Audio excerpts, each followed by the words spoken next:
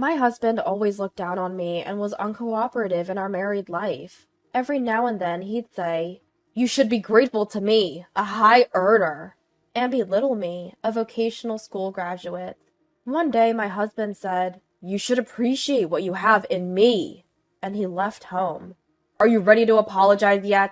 That's what he asked when he contacted me, and I told him, "It's more comfortable without you." My name is Annika, and I'm 28 years old. I met my husband Matthew, who's the same age, through a mutual friend. When I met him, I had just graduated from a vocational school in the countryside and moved to the city for work. Matthew, who was from the city, actively taught me about urban life.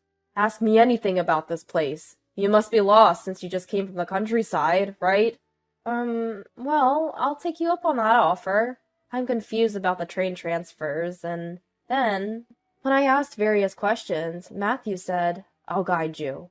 Matthew, who showed me an unknown world, was very reliable, and I gradually became attracted to him. On his days off, Matthew would take me to popular tourist spots, and we started seeing each other every weekend.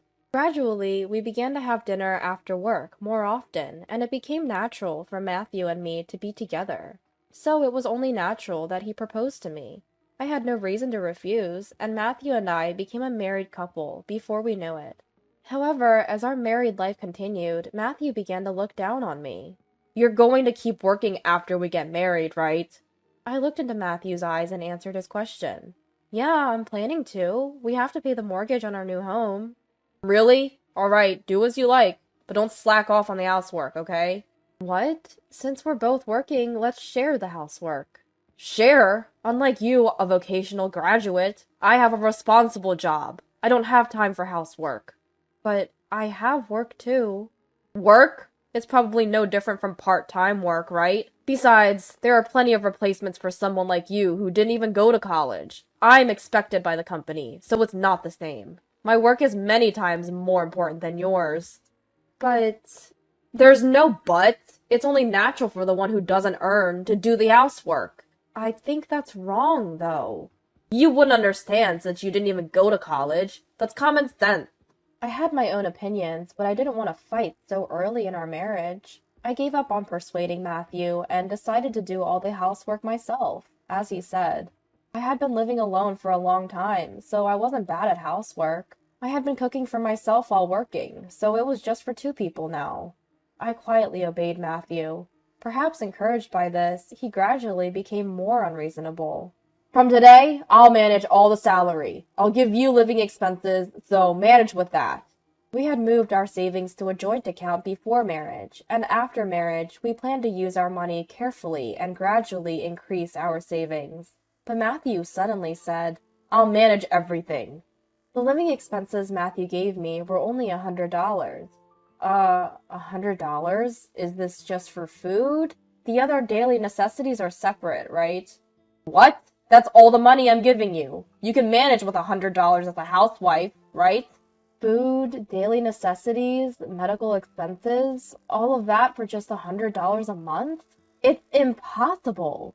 "It's not impossible. You'll do it. I come home tired from work every day. I won't forgive you if you skimp on meals." Moreover, Matthew was picky about the menu, and he'd become grumpy if it wasn't luxurious. "What's this? Just this little bit of meat? Lately it's all cheap meat. I want you to serve me some expensive meat after I've worked all day."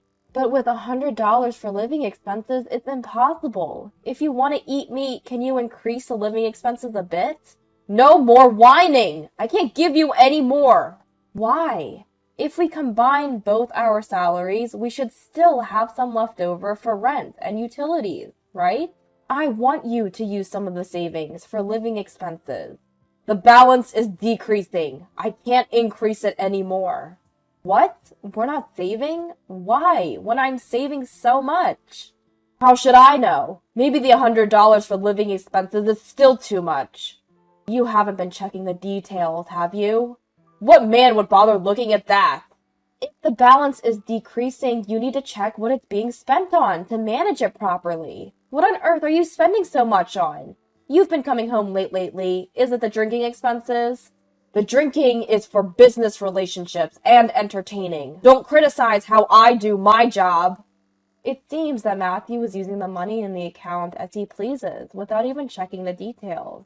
Upon further investigation, it wasn't just drinking. He was buying things for his hobbies, making excuses like a break from work, and doing whatever he wanted.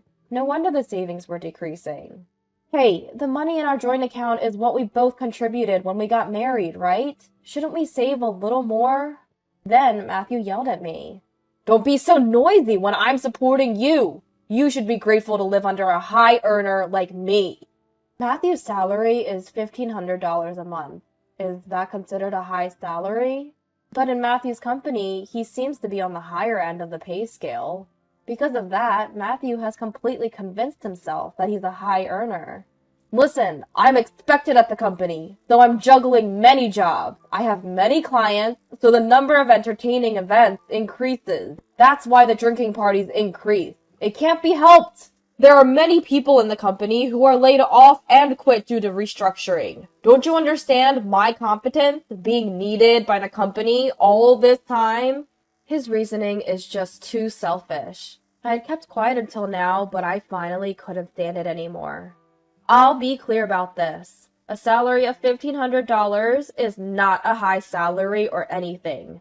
Nowadays, everyone gets more for their first salary. For your age, only getting $1,500 is actually too little. But in my company, if you say you're a high earner in the company, isn't it that Matthew's company's salary level itself is low? What did you say? Also, if you're going drinking for entertaining, the company should cover it as an expense.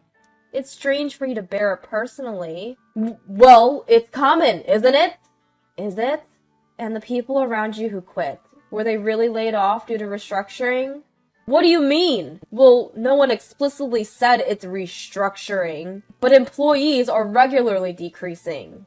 Isn't it that everyone's quitting because they hate the company's harsh nature? The salary is low, overtime pay is hardly given, and they don't even let you use expenses for business drinking. That could easily be classified as a so-called black company, don't you think? What did you say? People like Matthew, who work for low wages without questioning anything, are valuable to the company in a way. But aren't you just being used rather than being relied upon? I said too much. I realized it too late. Matthew's face turned bright red and his shoulders were shaking.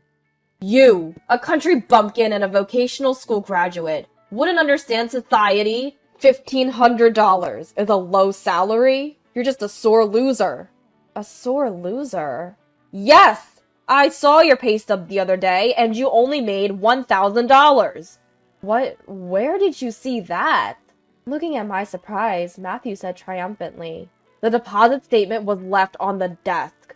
Fool, no matter how much you talk back to me, you still earn less than me. If I don't support you, you can't even live on your own. Stunned, I listened as Matthew continued. This is your punishment for defying me. I'll stay at my parents' house for a while. Try living on your own. You'll understand how much you need me. Parents' house? You can't be serious. I'll take both the joint account and my personal account passbooks and cards. You'll manage with just your earnings, won't you? With that, Matthew quickly packed his things and left.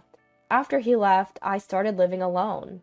Living by myself, I quickly realized how comfortable it is. There's no one to complain about the menu when I cook. I can make whatever I want to eat. Since Matthew was the one who mostly messed up the room, cleaning is a breeze when I'm alone. Without a husband who drinks and comes home every day, I don't have to spend extra money. Would it be better if he's not here? Just when I started thinking that, Matthew called. Hey, are you alive? I thought you, being so stubborn, wouldn't come crying to me, so I called. Have you realized how much you need me? If you apologize now, I might come back. But you'll have to promise not to defy me anymore. You don't have to come back. At my immediate response, Matthew let out a strange, huh? I realized something after being away from you and being alone. It's better without you. Stop talking nonsense. How do you plan to live on your own? You can't live on $1,000, can you? What you saw wasn't my salary statement, but the amount paid for expenses. My company, unlike Matthew's, doesn't skimp on expenses. Expenses, you say? Yes, my salary is $4,000. What? $4,000? How can you, a vocational school graduate, earn that much? I practiced a lot of practical work at vocational school to become immediately employable, and the company allowed me to obtain many useful certifications. Thanks to those qualifications, I received offers from companies I wanted, and I've been promoted smoothly since I joined the company, thanks to the specialized skills I learned at school. So I think a $4,000 salary is a fair amount, and it's a natural result. How can you, a vocational school graduate, earn more than me, a university graduate? You always look down on a vocational school graduate, but Matthew, your university is just a 4-year institution and practically unknown, right? Person who brags about being from a third-rate university just because it's a 4-year institution probably wouldn't be hired by a decent company. Maybe a company with harsh working conditions like yours would find you easy to handle. After all I've done to support you, how can you say that? You don't understand anything. Your salary alone couldn't possibly maintain this lifestyle. No matter how much we save on living expenses, $1,500 can't cover rent, utilities, your drinking expenses, and shopping for hobbies. If it weren't for my salary, we would have gone bankrupt long ago. You never said a word about this before. You were the one managing the account, right? I assumed you noticed. I'm surprised you had no sense of urgency, even though the balance was steadily decreasing. I didn't have time to look at that all the time. Both our salaries are our money. Yes, that's true. I didn't care who earned more, as long as our savings were growing. I had no resistance to using my salary for our future. But it seems that my salary was not going into savings, but was all spent on your drinking parties and shopping for hobbies. Well, I've had enough of that. I realized I don't need you anymore, so you don't have to come back here. Wait, are you breaking up with me? Well, yes. If my salary is gone, it's you who won't be able to live, right?